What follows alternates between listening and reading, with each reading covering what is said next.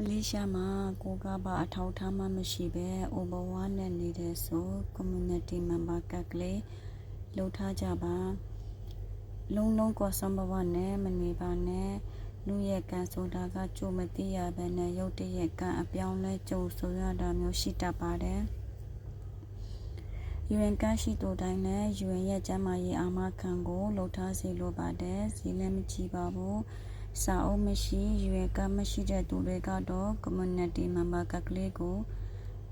လှုပ်ပြီးကင်ထားကြပါတငယ်တယောက်ရုတ်တရက်ကြီးပိုင်းနာပြီးတော့မသက်သာလို့ဆေးရုံသွားပြရကနေပြီးတော့ဥပိတ်နေလို့အရေးပေါ်ခွဲစိတ်ကူတာမှုခံယူလိုက်ရပါတယ်community member ကရှိခြင်းအပြင်ကျမရဲ့အရေးပေါ်ကြိုကြိုက်ခဲ့မယ်ဆိုရင်သက်ဆိုင်ရာရုံးကိုအမြန်ဆက်သွယ်ပါကူညီတောင်းခံပါနော်member ကတွေကလည်းအတူလုပ်ပေးတဲ့သူတွေရှိတဲ့အတွက်ကြောင့်ရုံးကိုကိုယ်တိုင်သွားလုပ်ပါစိတ်ချယုံကြည်ရတဲ့သူနဲ့မှအပါနော်member ကအသက်လျှောက်ထားသူတွေကတော့ကဖိုး30နဲ့ member တနည်းစာ member ကျ120ပေးကြရပါတယ်member က